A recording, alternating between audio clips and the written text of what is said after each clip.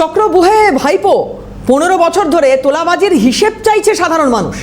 এবার স্ক্যানারে অভিষেক বন্দ্যোপাধ্যায়ের আত্মসহায়ক সুমিত রায়। অভিষেকের ছায়াসঙ্গী সুমিতের বিরুদ্ধে একাধিক দুর্নীতির অভিযোগ। শোনা যায় ক্যামাক স্ট্রিটের অফিস থেকে বকলমে রাজ্যপাঠ চালাতেন সুমিত। তৎকালীন বিরোধী দলনেতা ও বর্তমান মুখ্যমন্ত্রীর গলাতেও শোনা গিয়েছিল সুমিতের নাম। এবার কি সত্যি পুলিশের জালে ধরা পড়তে চলেছে অভিষেকের এই ছায়াসঙ্গী?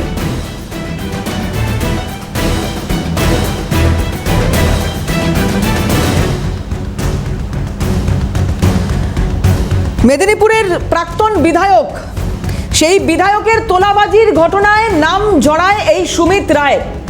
ওই বিধায়ককে গ্রেপ্তার করা হয়েছিল এই জুনের একেবারে শুরুতে, আর তারপরেই খোঁজ শুরু হয় সুমিত রায়ের। এবং লাস্ট টাওয়ার লোকেশন অভিষেক বন্দ্যোপাধ্যায়ের এই কালীঘাটের ফ্ল্যাটই ছিল, যে কারণে শালবনী থেকে পুলিশ আসে সুমিত রায়ের খোঁজে। কিন্তু কোথায় সুমিত? আজ সকালের কি ছবি ছিল দেখুন।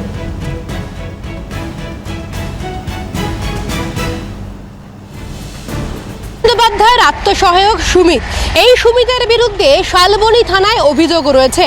এই অভিযোগের ভিত্তিতেই তদন্তের জন্য দেখা যাচ্ছে কালীঘাটে অভিষেক বন্দ্যোপাধ্যায়ের বাড়িতে সাত সকালে শালবনী থানার পুলিশ আধিকারিকরা আসেন।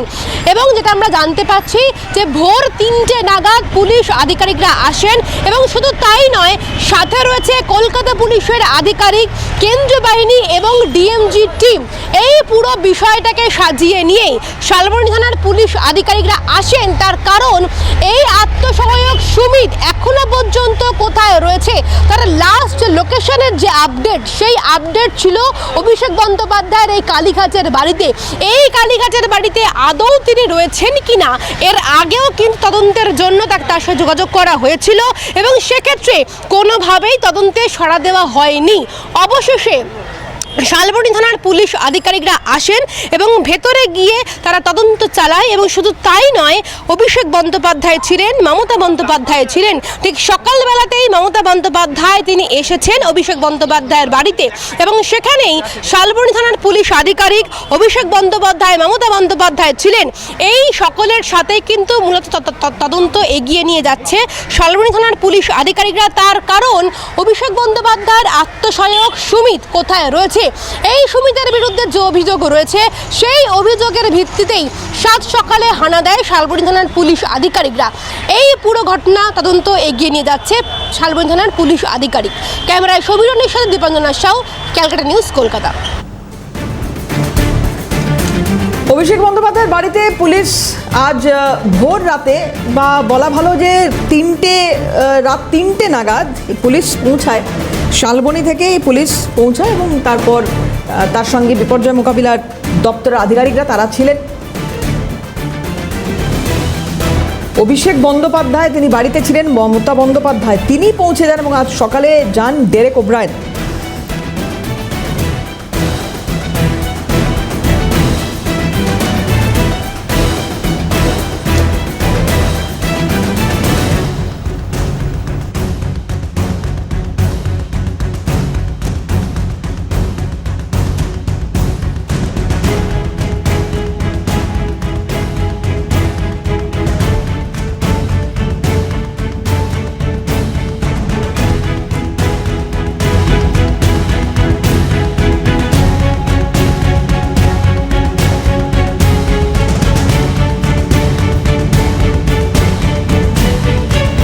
অভিষেক বন্দ্যোপাধ্যায় কি বলেছেন দেখুন।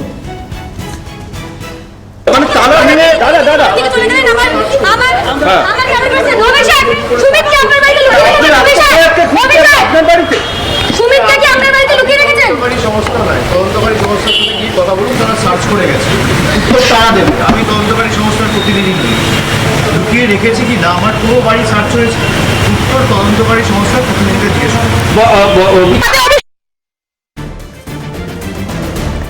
কথা বলেছিলাম প্রাক্তন পুলিশ কর্তা অনিল জানা এবং রাজনৈতিক বিশ্লেষক অধ্যাপক ঝন্টু বড়াইকের সঙ্গে। কি বলেছেন দেখুন। তদন্ত করতে আপনি পারে, যদি মনে করে যে পাওয়া যাবে না, অন্য কিছু প্রমাণ লোক হতে পারে, সেক্ষেত্রে ওরা অ্যাবস্টন করতে পারে। সেরকম জায়গায় তালা ভেঙে ঢুকতেই পারে। 47 CRPC যেটা রয়েছে তাদের প্রভিশন আছে।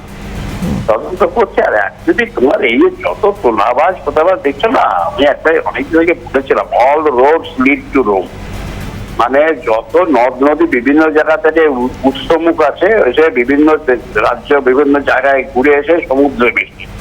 যত দুর্নীতি হবে সব দেখবে এসে একদম ওই দুই জায়গায় মিশছে, একটা দেশে মিশেছে। সমুদ্রে গেছে তোমার আদিগঙ্গা হয়ে সমুদ্রে, এখন তো কেউ বলছে না যে তোমার টেমসের পাশে সব দুর্নীতির মাথাগুলো ওইখানে সব ওখানে গিয়ে পড়েছে।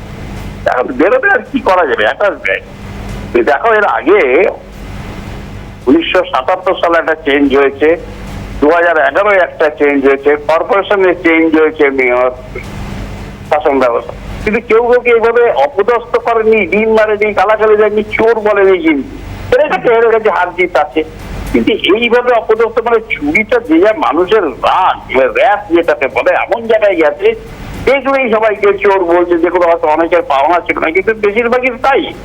প্রশ্ন করেছো, সুমিত রায় এমন একজন নটরাই তোলাবাজ, উত্তরবঙ্গে এরকম অনেক শিক্ষক আছেন যারা ওই টেনিওরে জয়েন করেছিল এবং সুমিত রায়ের নাম ভাঙিয়ে সুমিত রায়ের সাথে অ্যাসোসিয়েশন করে অভিষেকের প্রভাব খাটিয়ে দিনের পর দিন তারা স্কুলে যায়নি, অন্য ব্যবসা করেছে। আমি এখানে বিস্তারিত বলার জায়গাটা খুব কম, প্রয়োজনে পরে কোন অনুষ্ঠানে বলবো। কিন্তু প্রশ্ন হলো, এই সুমিত রায় এ হচ্ছে আরেকজন কালীঘাটের কাকুর হতে যাচ্ছে, যার টোটাল হিস্ট্রিটাকে কালটিভেট করলে অভিষেক বন্দ্যোপাধ্যায়ের যে কালো সাম্রাজ্য, রাজনৈতিক প্রভাব খাটিয়ে যে কালো সাম্রাজ্য পশ্চিমবঙ্গে কায়েম করেছিল 15 বছরে, বিশেষ করে 12 সালের পর থেকে, সেটা কিন্তু পরতে পরতে ধরা পড়বে। দেখো, সিআইডি কত সূক্ষ্মভাবে সুমিত রায়কে টার্গেট করেছে, কারণ এই সেই সুমিত রায় তোমাদের পিসিআরে, তোমাদের চ্যানেলের একাধিক সাংবাদিক জেলায় ছড়িয়ে আছে। দেখবে জেলায় বিভিন্ন জায়গায় যে বড় বড় দুর্নীতিগুলো হয়েছে, সুমিত রায়ের নাম ভাঙতে অভিষেকের প্রভাবে হয়েছে। এবং সুমিত রায় হচ্ছে একটা ট্রানজিট রুট, যে রুটটা হচ্ছে দুর্নীতির আপ টু টপ বটম, অর্থাৎ একদম অভিষেক অব্দি পৌঁছবে। সেই যে সুমিত রায়, আজকে সুমিত রায়ের নামটা যখন আমি কালকে শুনছিলাম, আমি চমকে উঠলাম যে দুদিন আগেও শিলিগুড়ির একটি স্কুলের কোন একজন শিক্ষক নেতা দিনের প্রতি স্কুল যায়নি, বেতন তুলেছে তিনি, এবং কিছু বলতে গেলে তিনি বলেছে আমি অভিষেকের ঘনিষ্ঠ সুমিত বাবুর লোক, সুমিত বাবু দেখে নেবে। এইভাবে তোলা সরাসরি তখনই এর সাথে মিলল। আমি তোমাকে বলছি, যদি সুমিত রায়ের এই টাওয়ার লোকেশন রায়কে সিআইডি ধরতে পারে, তুলতে পারে, আগামীতে অভিষেক বন্দ্যোপাধ্যায়ের কালো সাম্রাজ্যের সবকিছু বেরিয়ে আসবে। একদিকে যেমন বিনয় মিত্র, যিনি পালিয়ে গেছেন, সুমিত আরেকজন বয়ে, যেই বইয়ের মুখটা হচ্ছে অভিষেকের মুখ, মানে অভিষেক অব্দি পৌঁছানোর রাস্তা কিন্তু সিআইডি তদন্তকারী আধিকারিকরা খুঁজে পেয়ে গেল। এবার কিন্তু আর বেঁচে বেরোনোর জায়গাটা নেই। ঠিক যেমন লিপসন বাবুতে কালীঘাটের কাকুকে খুঁজতে দরজায় করানো গিয়েছিল, ওটাও ফাইলটা খুলবে, কারণ ম্যাটেরিয়াল ট্রান্সফার অন রেকর্ড। কিন্তু লিপসন বাবুসের ফাইলটাও শুনলাম খুলতে যাচ্ছে, সেটা তো অলরেডি উনি রক্ষা কবচ নিয়েই আছেন। 167.6 কোটি টাকা অলরেডি ফ্রিজ করেছে ইডি বিগত সরকারের সময়, তৃণমূল ক্ষমতা থাকাকালীন। আত্মসহায়কের খোঁজে অভিষেক বন্দ্যোপাধ্যায়ের কালীঘাটের ফ্ল্যাটে পুলিশ রাত 2:30 নাগাদ শালবনী থানার পুলিশ প্রথমে কালীঘাট থানায় যায়। কালীঘাট থানার আধিকারিকদের সঙ্গে করে নিয়ে পৌঁছয় অভিষেকের বাড়িতে। তোলাবাজির অভিযোগে গ্রেপ্তার হন মেদিনীপুরের প্রাক্তন বিধায়ক সুজয় হাজরা। সেই কাণ্ডে অভিষেক বন্দ্যোপাধ্যায়ের পিএ সুমিতের নাম জড়ায়। খবর সূত্রে সুমিতের শেষ টাওয়ার লোকেশন দেখিয়েছে অভিষেক বন্দ্যোপাধ্যায়ের বাড়ি।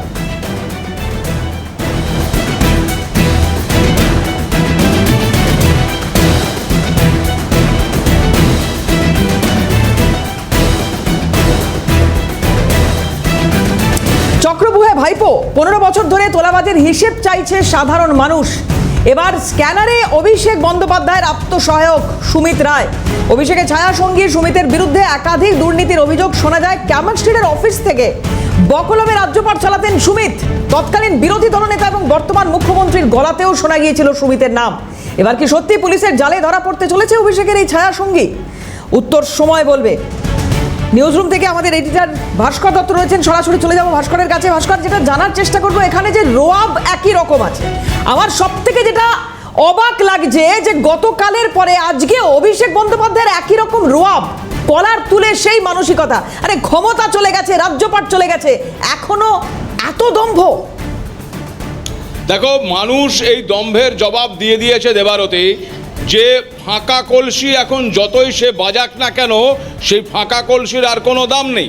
এবার ঘটনা হচ্ছে, তুমি গতকালকের প্রসঙ্গ যেহেতু তুললে অভিষেক প্রসঙ্গে, আমি সেই ক্ষেত্রে আসছি যে অভিষেক বন্দ্যোপাধ্যায় গতকাল থেকে তার আঙুলটা সাংবাদিকদের দিকে তোলা শুরু করেছে। তার যত দোষ এখন নন্দ ঘোষ, মানে সাংবাদিকরাই নাকি দোষী। তিনি কোথায় কি করছেন, সাংবাদিকরা কি করে খবর পেয়ে যাচ্ছেন, সাংবাদিকরা কি করে খবর পেয়ে যাচ্ছেন সেটা ওনাকে বলবে নাকি সাংবাদিকরা? উনি প্রশ্ন করার কে সাংবাদিকদের? সাংবাদিকরা ওনাকে প্রশ্ন করবে, কারণ উনি জনপ্রতিনিধি হিসেবে নিজেকে বিশাল জায়গায় নিয়ে গিয়েছিলেন, দাবি করতেন তিনি নিজেকে বিশাল কিছু। তাহলে তিনি তার প্রশ্নের উত্তর দেবেন, ওনার প্রশ্নের উত্তর সাংবাদিকরা দেবেন না। আর গেল এই সুমিত রায়ের প্রসঙ্গ। এই সুমিত রায় কিন্তু এই ইডি বা সিবিআইয়ের স্ক্যানারে এই প্রথম পড়লো এমনটা কিন্তু নয়।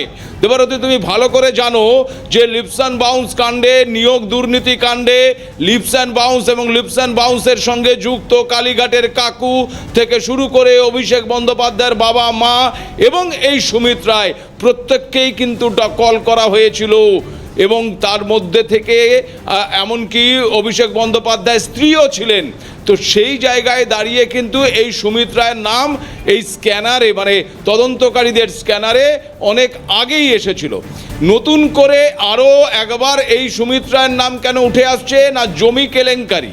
এই সুমিত রায়ের বিরুদ্ধে কি কি অভিযোগ রয়েছে, এই অভিযোগগুলোকে যদি আমরা একটু দেখার চেষ্টা করি বা বোঝার চেষ্টা করি, তাহলে আমরা বুঝতে পারবো। এই যে তুমি একটু আগে বললে যে ক্যামাক স্ট্রিটের অফিস থেকে কলমে এই সুমিত রায় নাকি সরকারটাকে চালাতো, তা অনেকটা পরিষ্কার হয়ে যাবে। এই সুমিত রায়ের বিরুদ্ধে অভিযোগ উঠছে যে নির্বাচনে কে প্রার্থী হবে তা ঠিক করার, শুধু ঠিক করার নয়, প্রার্থী হতে গেলে বিপুল অঙ্কের টাকা দিতে হবে, এমনই অভিযোগ কিন্তু করেছেন তৃণমূলের প্রাক্তন বিধায়কই করেছেন এই অভিযোগ। আমার অভিযোগ নয় বা সাধারণ মানুষের অভিযোগ নয়, সাংবাদিকদেরও অভিযোগ নয়, এই অভিযোগ তৃণমূলের প্রাক্তন বিধায়কের। পাশাপাশি জমি কেলেঙ্কারি থেকে শুরু করে নিয়োগ দুর্নীতির অভিযোগ, সব ক্ষেত্রেই কিন্তু নাম জড়িয়েছে এই সুমিত রায়ের, এবং সব তিনি জানতেন, বুঝতেন, তার মাধ্যম দিয়েই এই কাজগুলো হতো বলেই কিন্তু অভিযোগ।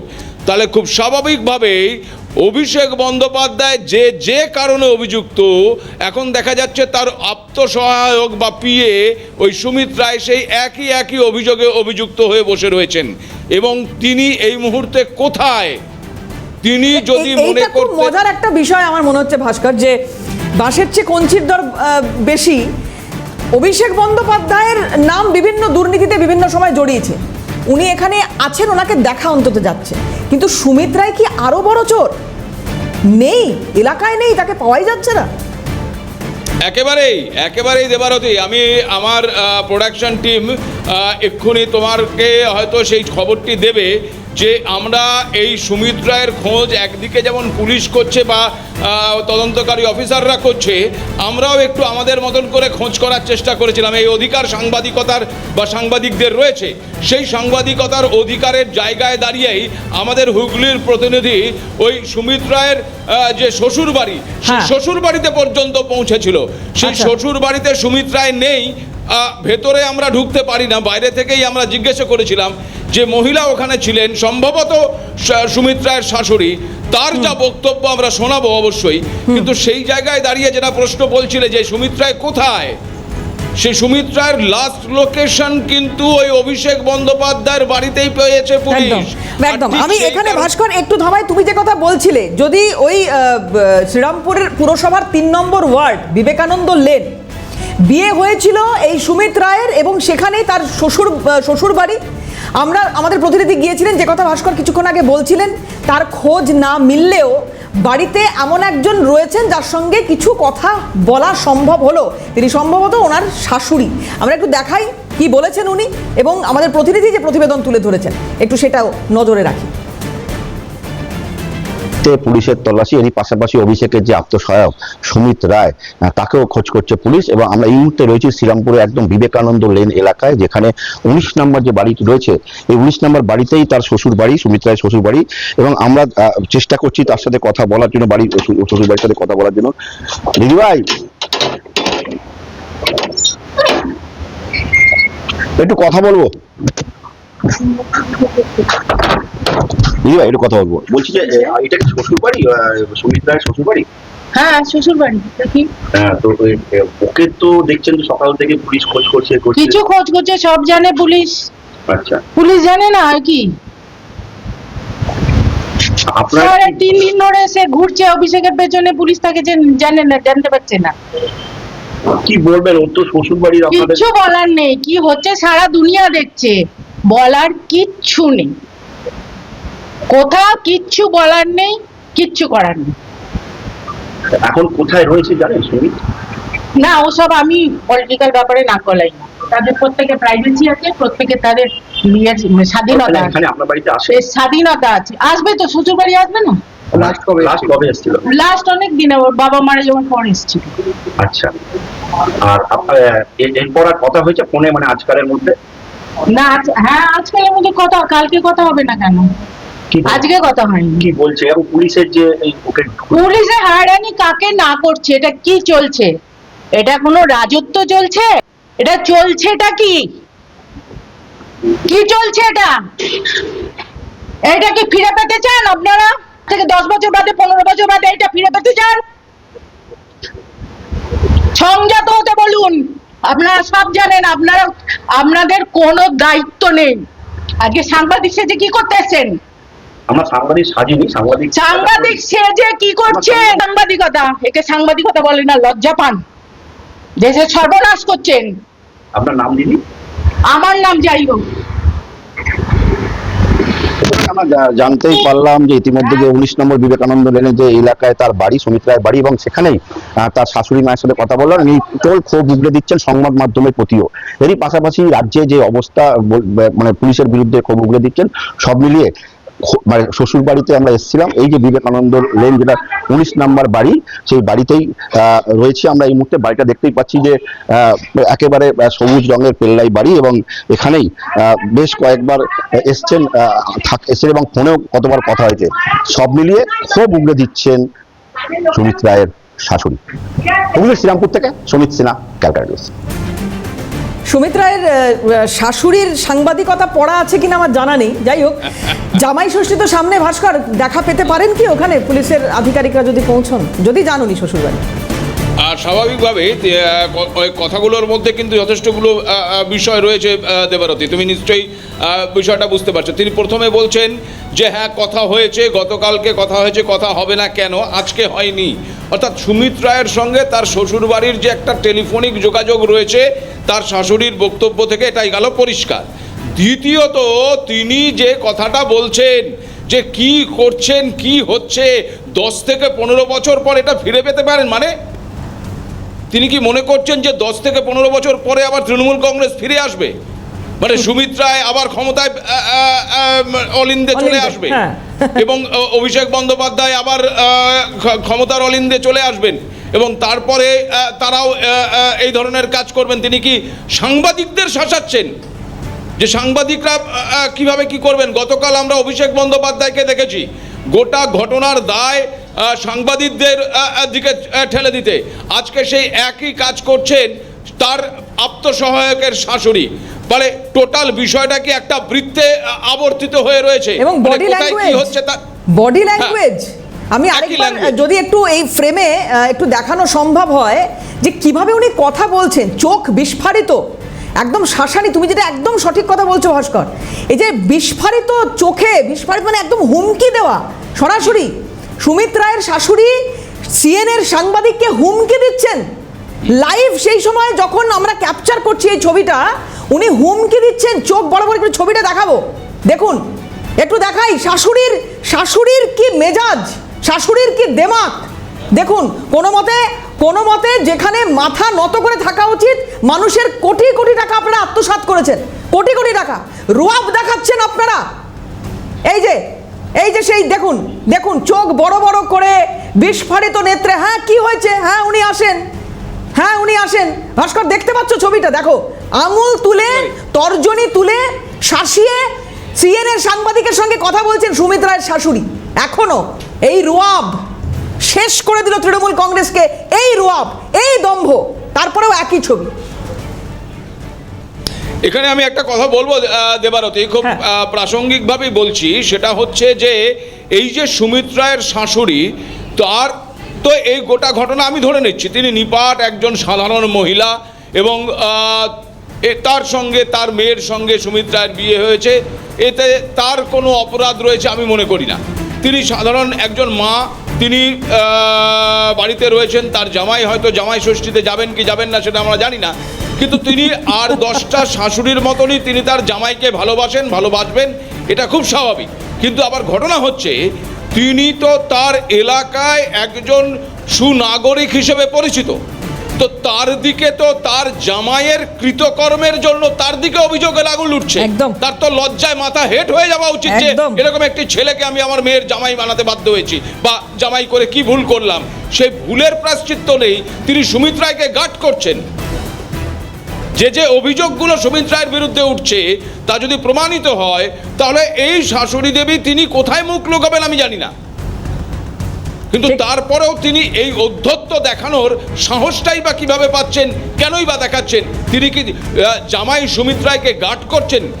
মানে তার যে বিরুদ্ধে যে অভিযোগগুলো উঠছে সেই অভিযোগগুলোকে তিনি অস্বীকার করছেন। একদমই ভাস্কর, এবং সেগুলো বলতে গিয়ে উনি সংবাদ মাধ্যমকে কাঠগড়ায় তুলে ফেলছেন, কোন সাংবাদিকতা করছেন ইত্যাদি প্রশ্ন করে ফেলছেন। অনেক ধন্যবাদ ভাস্কর দত্ত, আমাদের এডিটর আমাদের সঙ্গে ছিলেন সরাসরি নিউজ রুম থেকে। এখন এখানেই শেষ করছি।